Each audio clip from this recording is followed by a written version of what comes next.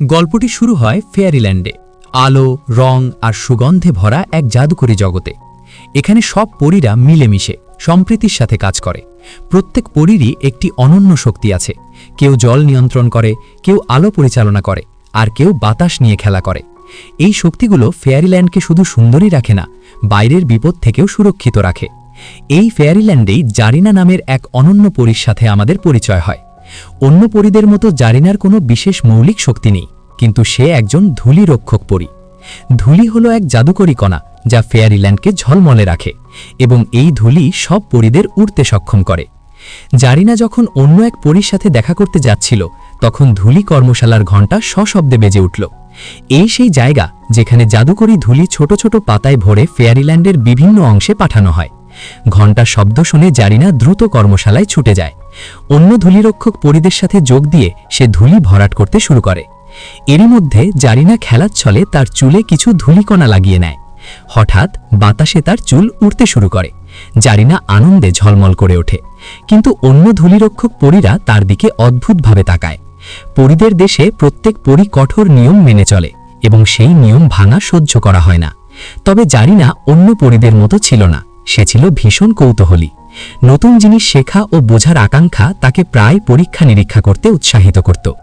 এরই মধ্যে ধূলিরক্ষক পরীদের প্রধান গ্যারি এসে পৌঁছায়। গ্যারি জারিনাকে সঙ্গে নিয়ে যায় এবং তাকে নীল ধূলি নামের এক বিশেষ ধূলিকণার কথা বলে। গ্যারি ব্যাখ্যা করে যে নীল ধূলির সাহায্যে জাদুকরী ধূলিকণার শক্তি বহু গুণে বাড়ানো যায়। সে জারিনাকে এই গোপন কথাটি বলে কারণ তার ওপর তার পূর্ণ বিশ্বাস আছে যে একদিন সে সেরা নীল ধূলি রক্ষক হবে। কিন্তু জারিনার কৌতূহল এখানেই থেমে থাকে না।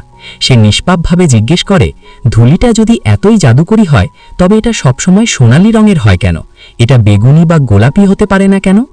গ্যারি গম্ভীরভাবে ব্যাখ্যা করে, আমরা ধূলি রক্ষক, আমরা কোনো কিছু নিয়ে ঘাটাঘাটি করতে পারি না। এটা খুব বিপজ্জনক হতে পারে।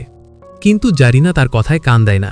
গোপনে সে তার বালাটিতে সোনালি গুঁড়ো লাগায় এবং তার উপর কয়েক ফোঁটা নীল গুঁড়ো ফেলে।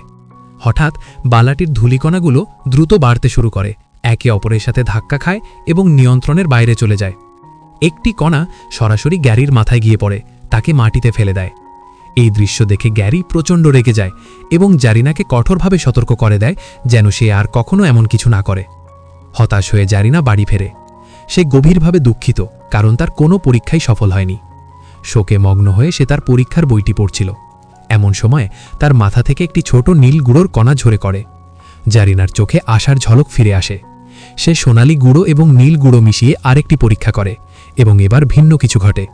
সে একটি জাদুকরী গুঁড়ো তৈরি করে যা তাকে আলো নিয়ন্ত্রণ করার ক্ষমতা দেয়, এমন একটি শক্তি যা কেবল আলোক পরীরই ছিল। জারিনা আনন্দে আত্মহারা হয়ে যায়। সে সাথে সাথে তার বন্ধু টিঙ্কার পরীকে তার বাড়িতে আমন্ত্রণ জানায়। তারা একসাথে পরীক্ষা নিরীক্ষা করে বিভিন্ন রঙের ধূলিকণা তৈরি করে। এতে টিঙ্কার ফেয়ারি অবাক হয়ে যায়। ফেয়ারিল্যান্ডে প্রত্যেক পরীর নিজস্ব অনন্য রং এবং শক্তি আছে, এবং জারিনার ধূলিকণাও ঠিক ততটাই শক্তিশালী। কিন্তু টিঙ্কার ফেয়ারি ভয় পেয়ে যায়। সে জারিনাকে এটা বন্ধ করতে অনুরোধ করে, এটা খুব বিপজ্জনক হতে পারে। কিন্তু জারিনা এবারও তার কথা শোনে না এবং তারপর একটি বড় ভুল করে বসে। জাদুর ধূলিকণা জারিনার হাত থেকে পিছলে একটি ছোট গাছের উপর পড়ে। ধূলিকণার প্রভাব সঙ্গে সঙ্গে দৃশ্যমান হয়। অল্প সময়ের মধ্যেই গাছটি দ্রুত বাড়তে শুরু করে, এতটাই বড় হয়ে যায় যে এটি জারিনার বাড়ি এবং পুরো ধূলিকণার কর্মশালাকে গ্রাস করে সবকিছু ধ্বংস করে দেয়। এতে গ্যারি প্রচণ্ড ক্ষুব্ধ হয়। ইতিমধ্যে রানীপরী ক্ল্যারিয়ন অন্য পরীদের সাথে এসে পৌঁছায়। ক্রুদ্ধ গ্যারি জারিনার দিকে আঙুল তুলে বলে যে সে ফেয়ারিল্যান্ডের জন্য হুমকি হয়ে উঠেছে, এবং তারপর জারিনাকে চিরতরে ফেয়ারিল্যান্ড ছেড়ে চলে যাওয়ার আদেশ দেয়। কথা শুনে জারিনার হৃদয় ভেঙে যায়।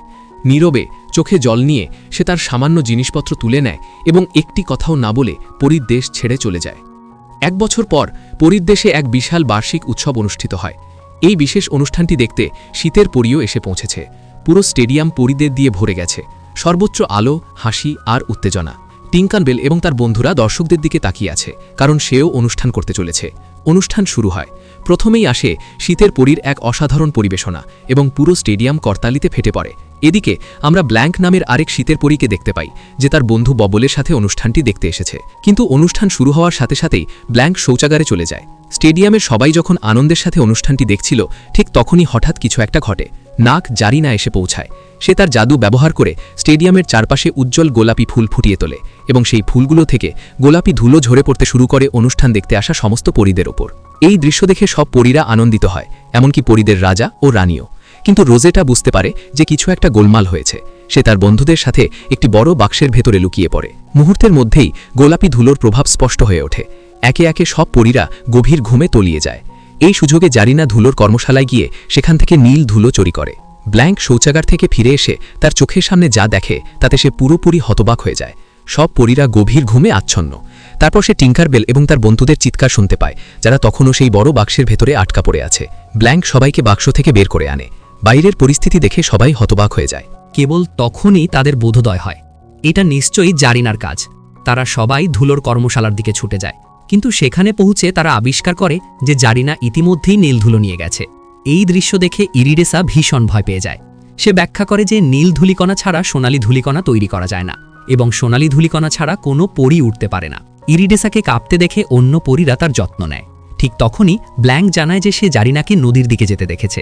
এই কথা শুনে টিঙ্কারবেল একটি সিদ্ধান্ত নেয়। সে ব্ল্যাঙ্ককে ঘুমন্ত খেয়াঘাটের দায়িত্বে রেখে জারিনাকে ধরার জন্য তার বন্ধুদের সাথে রওনা দেয়। কিছু দূর যাওয়ার পর তারা জারিনাকে দেখতে পায়, কিন্তু সে অত্যন্ত দ্রুতগামী। তারা তাকে না ধরার চেষ্টা করে এবং তারপর জারিনা জলদস্যুদের সাথে একটি ছোট নৌকায় চড়ে তাদের বিশাল জাহাজের দিকে এগিয়ে যায়। এই দৃশ্য দেখে টিঙ্কারবেল বিশ্বাস করে যে জারিনা জলদস্যুদের হাতে ধরা পড়েছে। চাপের মুখে সে নিশ্চয়ই নীলধুলি করে চুরি করেছে। এই ভেবে টিঙ্কারবেল ও তার বন্ধুরা জারিনাকে উদ্ধার করার জন্য একটি ছোট নৌকায় চড়ে।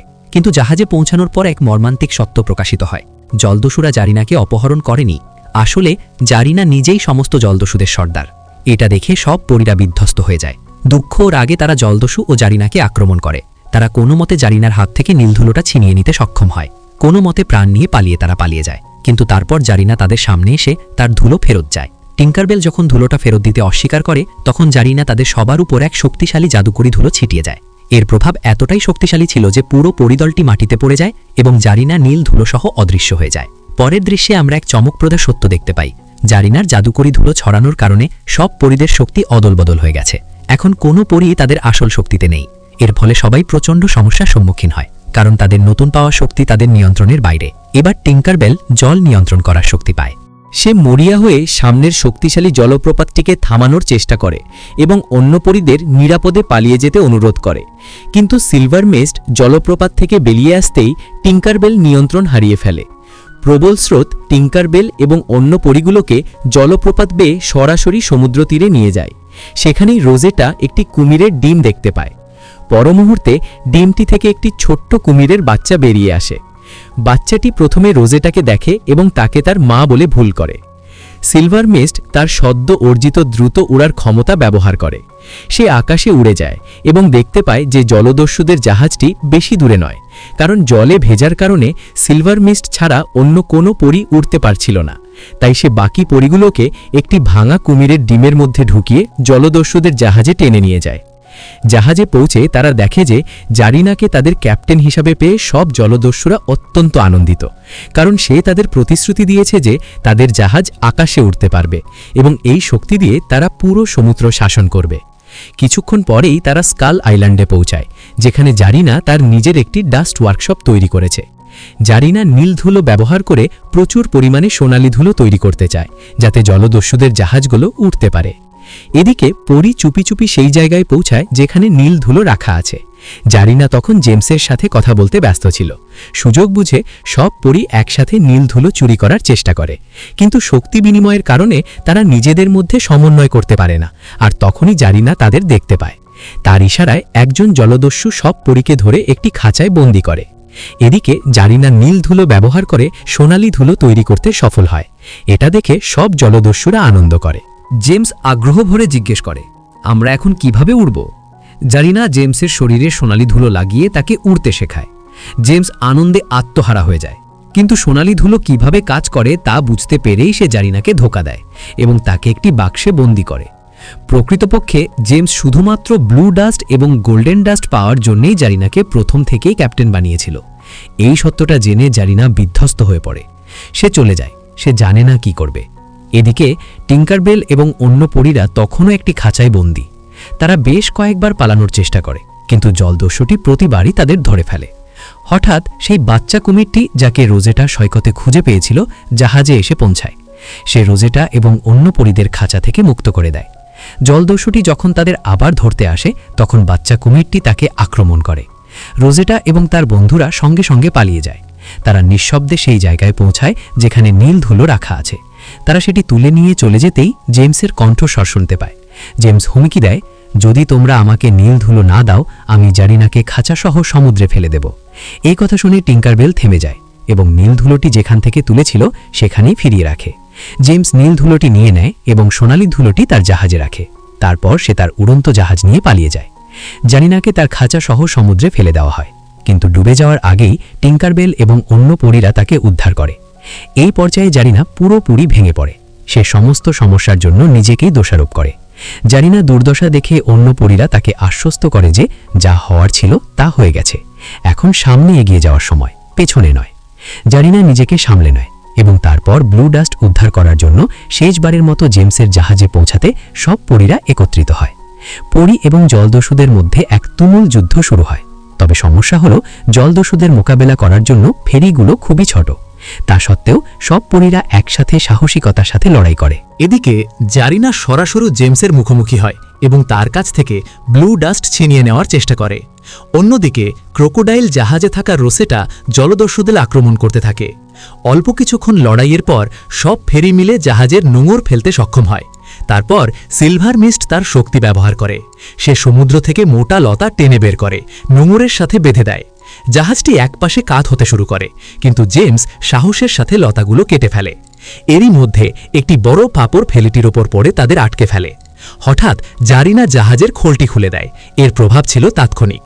জেমস, সোনালি ধূলিকণা এবং বেশ কয়েকজন জলদস্যু সোজা সমুদ্রে পড়ে যায়। জারিনা এই সুযোগটি কাজে লাগিয়ে অবশেষে নীল ধূলিকণাটি পেয়ে যায়। কিন্তু গল্প এখানেই শেষ নয়। জারিনা এবং ফেরিটি যখন নীল ধূলিকণা নিয়ে চলে যেতে উদ্যত হয় তখন জেমস আবার আবির্ভূত হয়। সোনালি ধূলিকণাটি তার শরীরে লেগেছিল, যা তাকে উঠতে সাহায্য করছিল। জেমস জারিনার কাছ থেকে নীল ধূলিকণাটি ছিনিয়ে নেয়, কিন্তু তখনই জারিনা ঝরে পড়া নীল ধূলিকণার একটি ছোট কণা জেমসের দিকে ছুঁড়ে মারে। হঠাৎ সোনালি ধূলিকণাটি নিয়ন্ত্রণের বাইরে চলে যায়। এর পরিমাণ দ্রুত বাড়তে থাকে এবং জেমস অনিয়ন্ত্রিতভাবে চারপাশে উড়তে শুরু করে। এই বিশৃঙ্খলার মধ্যে জারিনা তার বন্ধুদের মুক্ত করে। সমস্ত পরীরা একসাথে জেমসের শরীর থেকে সোনালি ধূলিকণা পরিষ্কার করার জন্য কাজ করে এবং সোনালি ধূলিকণাটি সরানো মাত্রই জেমস তার ওড়ার ক্ষমতা হারিয়ে ফেলে। সে এখন অসহায়। নীল ধুলো ফিরে পাওয়ায় জারিনা এবং সমস্ত পরীরা আনন্দে ভরে ওঠে। তারা জেমস এবং অন্যান্য জলদস্যুদের সমুদ্রে ছেড়ে দিয়ে নিজেদের জাহাজ নিয়ে চলে যায়। পরের দৃশ্যে আমরা আবার পরীদের দেশ দেখতে পাই। এখানে সমস্ত পরীরা তখনও গভীর ঘুমে আচ্ছন্ন। জারিনা সোনালি ধুলোর সাহায্যে সবাইকে জাগিয়ে তোলে। পরীদের দেশে জারিনাকে আবার দেখে গ্যারির চোখ আনন্দে উজ্জ্বল হয়ে ওঠে। জারিনা নীল ধুলোটি পরীদের রানী ক্ল্যারিয়নের হাতে তুলে দেয়। বাকি পরীরা রানীকে বলে যে জারিনা তার জাদু দিয়ে একটি চমৎকার প্রদর্শনী করতে পারে।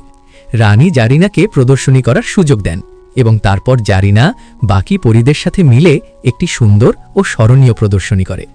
পুরো পরীদের দেশ করতালি আর হাসিতে মুখরিত হয়ে ওঠে। সমস্ত পরীরা আনন্দিত হয়। আপনি যদি সত্যি এই গল্পটি উপভোগ করে থাকেন তবে এই ধরনের আরও জাদুকরী আবেগঘন গল্পের জন্য ভিডিওটি লাইক করতে এবং চ্যানেলটি সাবস্ক্রাইব করতে ভুলবেন না।